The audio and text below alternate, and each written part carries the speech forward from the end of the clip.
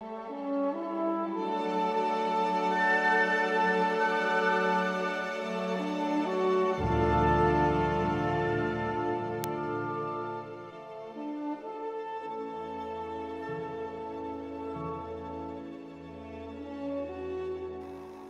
my name's John. Welcome to another Sunday night nightcap.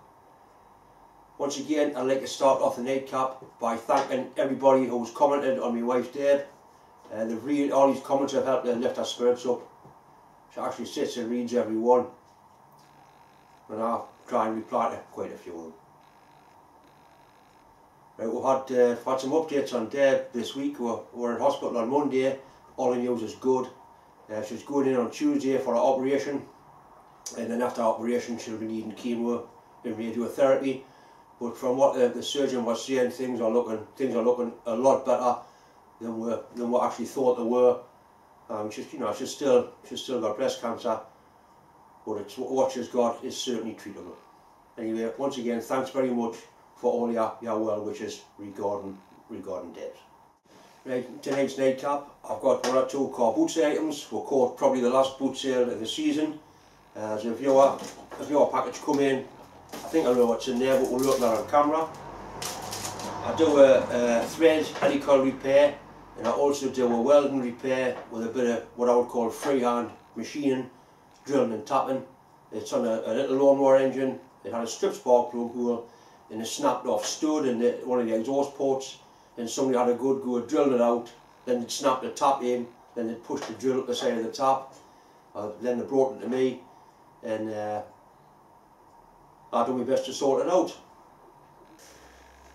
These are the items I picked up this morning at the car boot sale. First thing was this tape Arima. It's got a bit of surface rust on it, but it's still nice and sharp. I don't think it's actually been used. Made in England. I'll clean it up.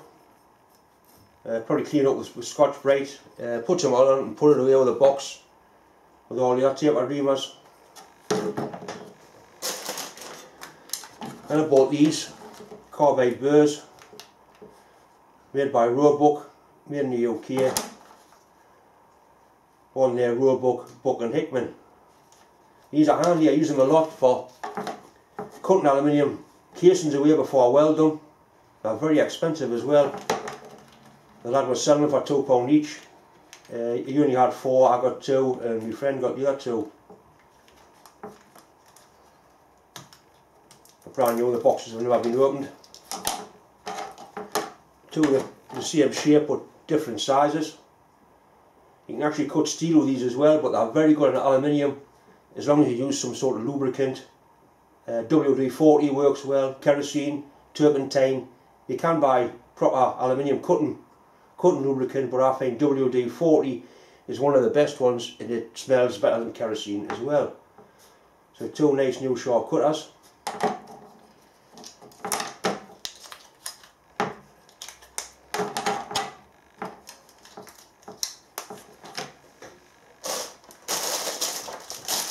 I bought some gloves, more for work than for anything. I don't wear gloves in the shop. I sometimes wear latex gloves, but I never wear this type of glove on any machine tools. It'd be good for work for fitting tyres. The guy was selling these, he was actually charging £1.50 a pair, or 3 pair for £2. I couldn't quite work it out, so I bought 3 pair. I've got a nice grippy coat, and I probably won't like a build that type of glove, but they'll be alright for fitting tyres. And the best thing about them is they're a size 10, which is XL. And I find it's hard to get a glove that actually fits my hands, because I've got quite big hands. Anyway, I'm sure they'll come in handy at work. There's a lad brought this for us to have a look at. It's a little Honda 186cc single overhead cam lawnmower or grass cutter engine. It's got a strip spark plug hole. I've got a helical kit with that, so that's quite an easy repair. It's also got a snapped off stud in the exhaust port face. You can see he's had a go. That's not the stud, that's actually a snapped off tap that's in there. Can I drill that out? Well, I really wish I could drill it out, but I've got nothing that'll mark that. He's already had a go. So what I'll probably end up doing is I'll cut the side of that off, get the broken thing out, Heliarc weld that back together, drill it and tap it, and machine the face or file the face back to standard. One thing I can't do with this, I can't easily mount it to drill that, so what I'll do, I'll drill it freehand. Drill it and tap it freehand, line things up as best I can. I've done lots that way and had no problems. It's quite an interesting little engine, in as much that it's an overhead cam. It's got a little timing belt on it, and the timing belt is submerged in oil. Now this gear here is made of Bakelite type material. The cam lobe that's on it there is also made of Bakelite. So this is Bakelite, or plastic if you want. It's got one cam lobe that works on both valves. Definitely plastic, non-magnetic. You can touch it with a file and it's not aluminium, it's definitely plastic. One of that interesting feature is the cylinder head doesn't come off. It hasn't got a separate cylinder head. That's all one casting all the way down to the crankcase there. So it must all be assembled from the bottom, valves put in and whatnot, piston put in and liner put in. I saw this years ago. It was actually on a Formula 1 Hart turbocharged racing engine. They had loads of problems with cylinder head gaskets, so they just stopped using them and they cast the cylinder head in the block all in one go. I was talking to the lads that were doing the pour work on the engines, and they had a hell of a job because they were working up inside the cylinder ball. Anyway, back to the job in hand. We've gone from Formula 1 turbo engines to lawnmower engines. We'll drill that out and put a helicoil into it. The first thing we need to do is make sure the piston is down at the bottom of its stroke.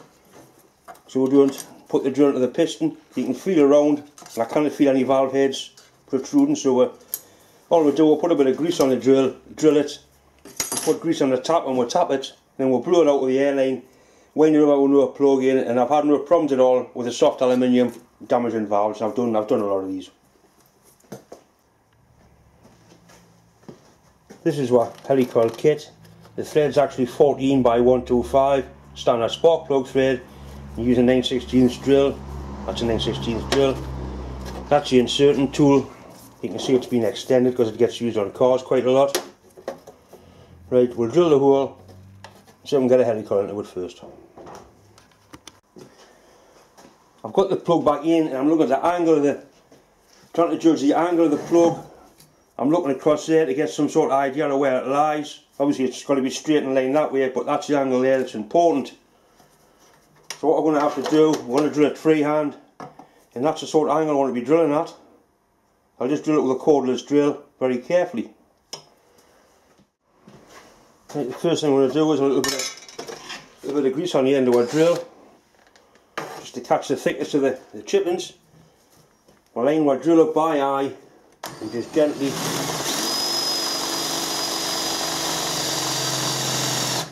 that drill wouldn't cut me.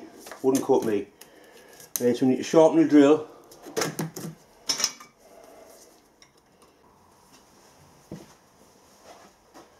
I do intend doing a video on sharpening drills at some stage.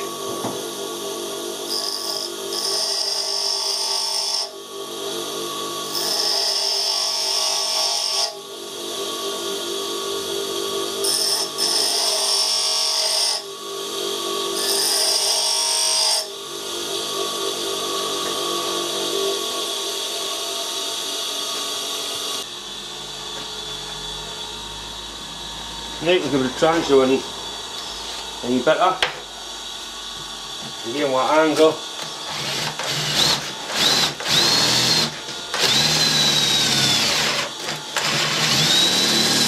Definitely cutting better. So I don't want it too sharp, I don't want it to grab and drag in.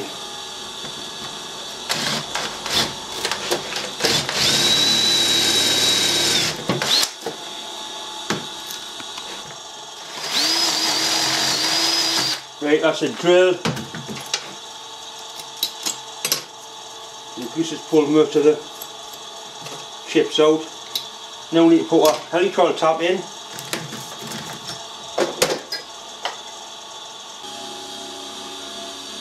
So this tap's used on cars all the time, So it's actually been ground so it fits into a single hex socket, so you can get it down into a cylinder head. Once again, we'll put a little bit of grease on the top just to try and catch most of the chips. And we've got to try and get the top started square. So I'm looking at the angle the original plug was at.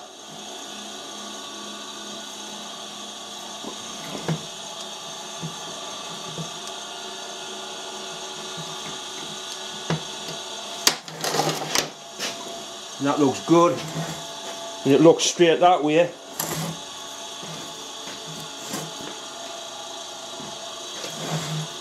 You've only got one chance. It's either going to be in right or it's not right, and that does look good. And you have got a little bit of tolerance because there's a crushable washer on the end of the plug.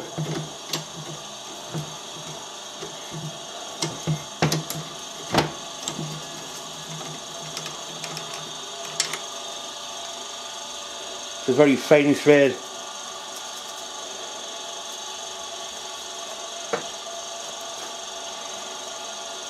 What you find on a lot of your better quality gear, especially racing car engines, aluminium cylinder heads, they come helical as standard. So we've got our hole successfully tapped. That's a helical insert. They come in various lengths. These I just buy the longest ones and cut them down accordingly. So that screws into our thread.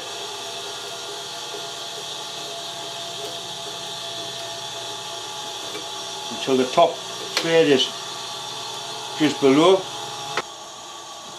Put in those pliers and just gently break it off, and it comes out. Then we'll try our plug in the hole.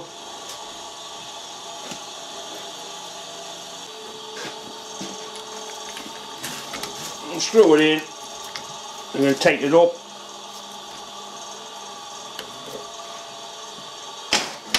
It's nice and straight. You can see it's at the same angle it was.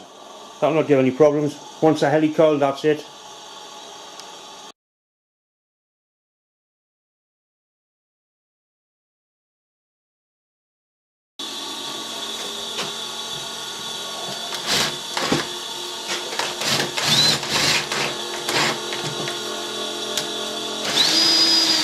Oh yeah, that's what you don't want.